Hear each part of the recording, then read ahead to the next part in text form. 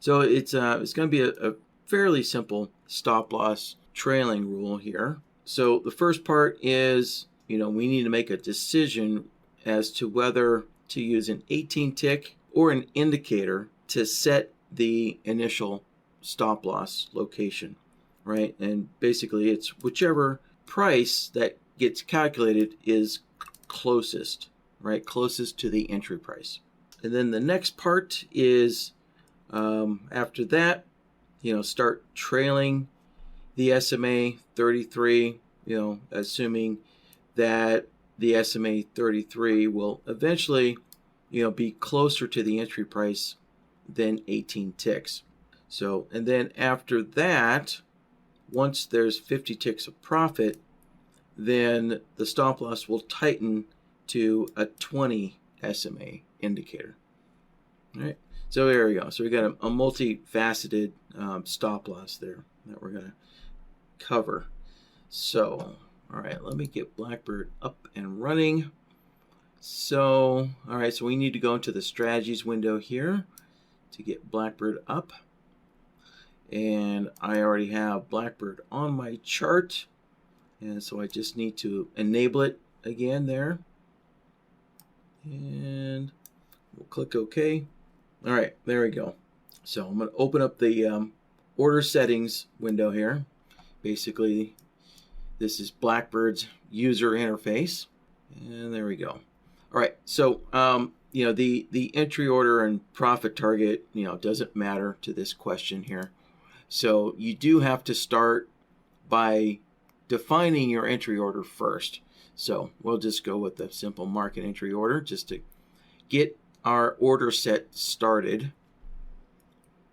And so once that gets started there we go.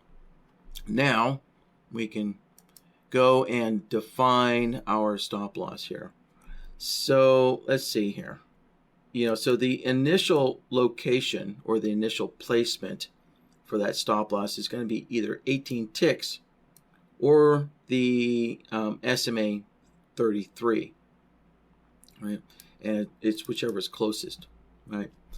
So when we look at our stop loss settings here, and so I'm just going to have to set one up here. So I'm going to use the 10 tick fixed here just to get the stop loss started.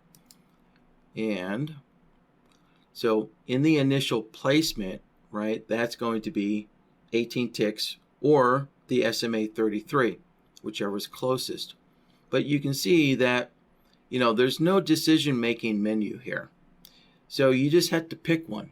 Which one do you think is going to be furthest away?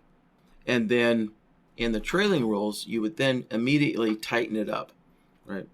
So when it comes to setting a stop loss, the safest thing to do is always to go with a fixed offset distance, right? 18 ticks is always guaranteed to work as your stop loss offset distance, right? Now, setting your stop loss to an indicator is not guaranteed to work, because what if the SMA is on the wrong side of the market? When let's say you get into a trade early, right? And the SMA or the market hasn't crossed over the SMA yet. So the SMA would be an invalid location for your stop loss, right? So it's always safest to start your stop loss using a fixed tick distance, using some kind of fixed offset distance, whether it's in ticks or an ATR offset, something like that. That's always the safest to do because that's guaranteed to work, right? Setting your stop loss on an indicator is never guaranteed to work. Right? So, but I guess also before we really get started here, let's add those two SMAs to my chart here so we have some visual references here. And, all right, so there is two SMAs. So we want a 33 and a 20. Well, let's see here. Let's adjust the color. All right.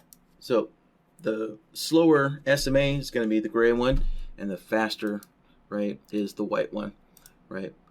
So, a classic example of what I was talking about is, what if you decided to go long on that bar, right? Well, the SMA 33 is on the wrong side of the market to go long there, right? So that means your stop loss could not be placed. And so you would, so BlackBird would then just skip that trade altogether because it's not able to place that stop loss in a valid location. So that's that trade, so if you were,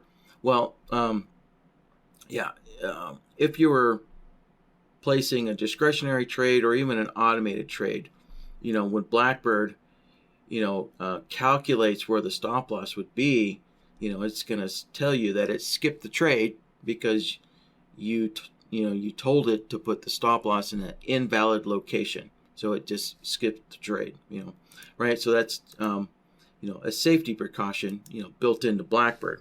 So that way, you don't get into a trade without a stop loss there. So, all right. So let's open this back up here. So we're going to start our stop loss, with that 18 tick offset here. All right. And if you remember, I'll do this again here. So if you remember, I started building my stop loss just by using the 10 tick one from the quick list here, right? So, if you really want to start from scratch, you could just go with the custom one there, and that is completely blank. And so you have to fill everything in here. So these quick lists are kind of nice because, they'll fill in part of it, and then you just go in and make a quick modification here. So we can just knock this down to 18 ticks. And there we go. So there's our 18 tick one, right? So now, and to get to allow BlackBird to decide, should the stop loss move to the SMA 33, well, that is what, trailing rule actions are for. Trailing rules are basically give BlackBird the ability, to make decisions as to when to move your stop loss, when can it move your stop loss, and where to move your stop loss, right? So for the trailing actions here, right, we're going to set it to custom, and because we're making some custom trailing rules here. So let's add a trailing rule, and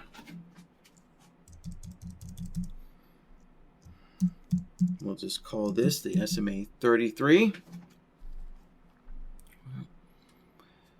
And there is no triggering, there is no prerequisite, to start following the SMA 33.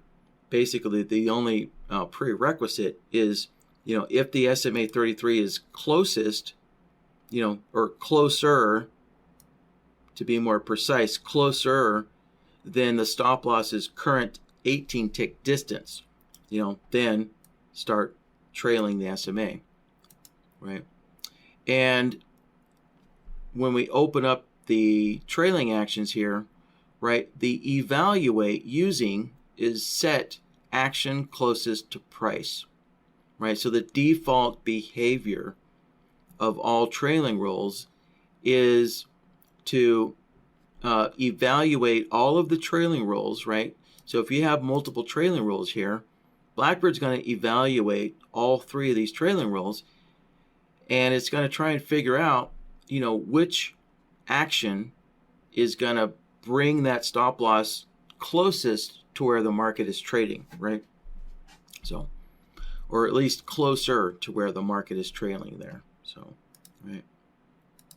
So when we tell, so in this trailing rule, we're going to tell BlackBird, to move the stop loss to that SMA 33, right? So our mode, we're going to switch it from price to an indicator value, right? And we can see the SMA is, it's always the default indicator. there. So we can just change the period for that SMA right there.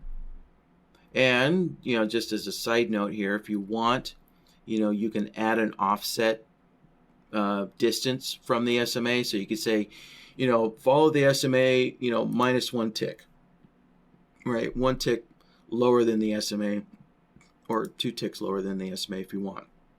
So, but we'll set that back to 0 there. All right. And, if, and as Rule 22 kind of says, keep following the SMA 33 there, right? So the repeat, we're going to set that to repeat indefinitely, right? So we want this trailing rule to have the stop loss to keep following the SMA 33 for as long as possible, right? So based on the evaluate using here, since it's set to closest to price, right? So if the 18 tick distance, right? So remember the stop loss starts off with this 18 tick offset distance, right? So if this 18 ticks is closer to the entry price than the SMA 33, then this trailing rule is not going to do anything, right? So again, one of the basic rules of stop losses, right, in trading is that you never widen your stop loss, right? You never push that stop loss further away, increasing the amount of loss that might be incurred, right? In trading, stop losses are always intended to be tightened, never widened. So BlackBird is never going to widen that stop loss automatically, right? You can widen a stop loss if you really, really want to, but you do have to override a couple of things. So there's a couple of settings that have to be overridden in order to get a stop loss to move in backwards, so to speak, or basically to widen. So, right. So if you do want to widen a stop loss, you have to go up to risk management and first of all, allow widening of stop loss. So you have to consciously enable that. And then in your trailing rule, in the actions, there's allowed movement, right? And by default, the movement of the stop loss is to only move in the direction of the trade, right? So if you're in a long trade, then your stop loss is basically only allowed to move up for an up trade or down for a short trade, right? So there's two things that you have to override in order to allow a stop loss to move backwards or to widen, so to speak, right? Right. So again, so you don't have to worry about, setting up trailing rules that might push your stop loss further away, right?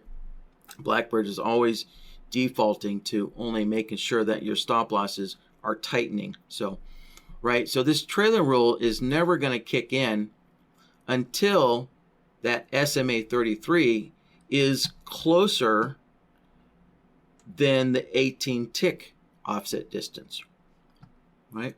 So if our stop loss is already sitting at 18 ticks, but the SMA 33 is, say, 25 ticks away, well, then this trailing rule just gets ignored because 25 ticks, right, of where the SMA 33 is further away. So that's all we need to do there, right? And as soon as that SMA 33, our gray line, as soon as it moves closer, to where the market is than where that stop loss is sitting, then this trailing rule will kick in, right? And so the stop loss will just keep following the SMA 33, indefinitely, until the market, hits that stop loss. So, right.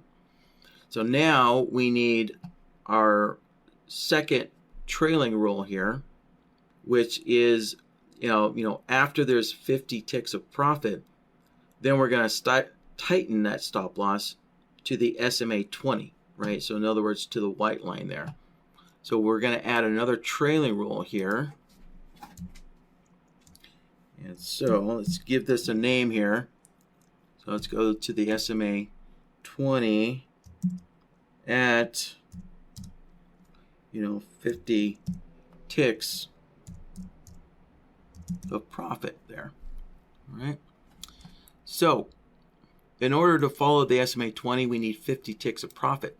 So we need a triggering condition there, right? And that triggering condition is the 50 ticks of profit. So we're going to open up the trigger rules here, and we're going to use the profit or loss. We'll use the profit or loss here. So the mode is going to be profit, and then the units, so for the units you can either use currency, points or ticks here. And so we were given 50 ticks here. So the units will be 50 ticks. And so we want a minimum of 50 ticks of profit there. Right? So that is our triggering condition to start trailing the SMA 20. So now we go into the action, and the action is, well, we want to move our stop loss to, and again, we want to move that stop loss to an indicator value, and that'll be our SMA 20 this time. So we will adjust the period to SMA 20, like so. And once again, we need to change the repeat to indefinitely, right? So, so that way, as each bar closes, BlackBird will keep adjusting that stop loss to the SMA 20 here, right? So now, when we look at this, right, well, we have two trailing rules. So how do we know which trailing rule BlackBird is going to follow? Which one's it going to use? Well, again, that's based on the evaluate using here, right? So, we know that pretty much the SMA 20 is typically going to be closer to where the market is trading than the SMA 33. So, therefore, once 50 ticks of profit is achieved, right, that SMA 20 is probably going to be the moving average that's always closer to where the market is trading, right? So therefore, when BlackBird evaluates both of these trailing rules, it's going to see that, well, the SMA 20 is closer to where the market is, and so that's the trailing rule it's always going to execute, right? Because again, the evaluate using here is saying, use whatever trailing rule is going to keep that stop loss closest to the market price. So, and that's it. So that's all there was to this stop loss trailing there. Pretty simplistic. So yeah. So you know what, I did actually overlook something here.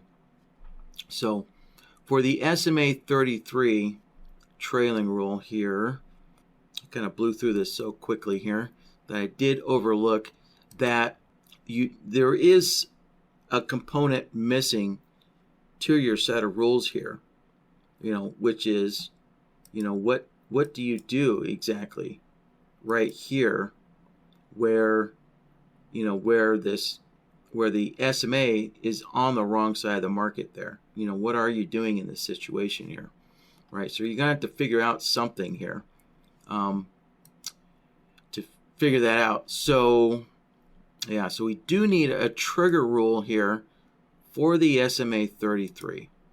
And what we're going to use here is the price versus indicator.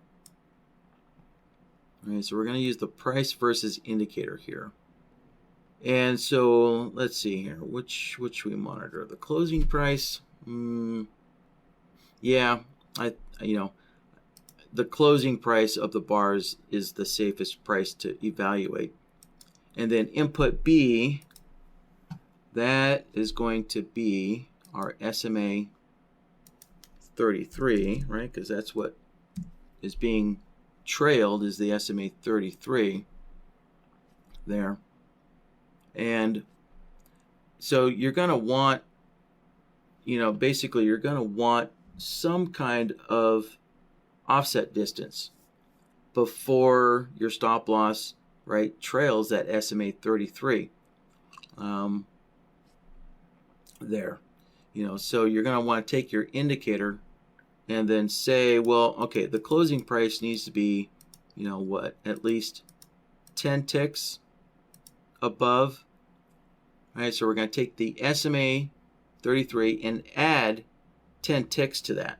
So if you're taking a long trade over here, right, the close of the bar has to get, 10 ticks above the SMA 33 before the trailing rule starts following the SMA 33, right? So obviously, if you took a long trade or a short trade in this area, right, you can see that, the SMA 33, is going to get you stopped out fairly quickly here. So, so before that stop loss starts following the SMA 33, you're probably going to want some kind of offset distance. So you want the market to move some kind of distance away from the SMA 33 before you move that stop loss up to the SMA 33 there. So, right, so we'll take the indicator and I'll just add 10 ticks there. And so now for a long trade, what we're saying is that A, in other words, the closing price, has to equal or be above B. And what is B? Well, B is the SMA 33 plus 10 ticks. So the close has to equal the SMA 33 plus 10 ticks or be above it. And then BlackBird will start trailing the SMA 33. So so you were missing a critical component here, in your rules here, when you're, if you're trading this discretionarily, I'm sure that you're probably waiting for the market to move, provide some kind of distance, away from the SMA 33 before you start moving your stop loss to that SMA 33. So, all right, so let's go short. And so we can see, right, our SMA 33 is actually closer. Oh, yeah, it is closer, right? But again, we did put that trailing rule in, or I'm sorry, we put that trigger condition in so that the market or the bar needs to close at least 10 ticks below the SMA before it starts following that, right? So that way, because like, what would be a good example? Yeah, like right here is a good example. If the close is just a tick or two below the SMA, that basically is a little too tight, right, to pull your stop loss down to the SMA 33 there. So, all right, so let me move the trend down here, and we'll start moving the market down.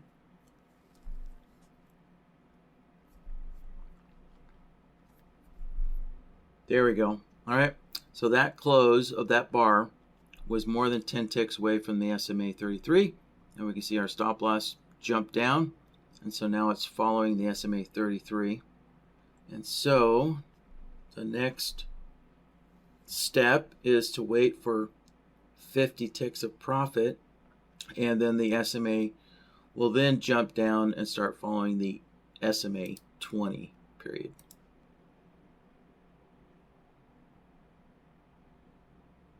And while we're waiting on this, one thing to note, and there we go, our stop loss just jumped to the SMA 20, while this bar, just before this bar had closed, it jumped to the SMA 20.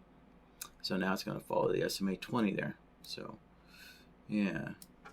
And, I guess another little tip here for BlackBird is that BlackBird uses, at least when it's running live, BlackBird always uses the bid and ask prices to calculate the P&L, right? So BlackBird always uses, the true, it's evaluating using the true P&L by using the bid and ask price, not the last price, right? So NinjaTrader typically will default to using the last price as your profit or loss, as your unrealized P&L, but BlackBird doesn't do that because that's not realistic, right?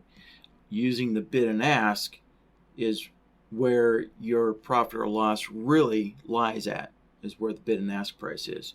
So when BlackBird's running live and it has access to the bid and ask price, it will always use the bid and ask, when it's telling you, or calculating your unrealized P&L data there. So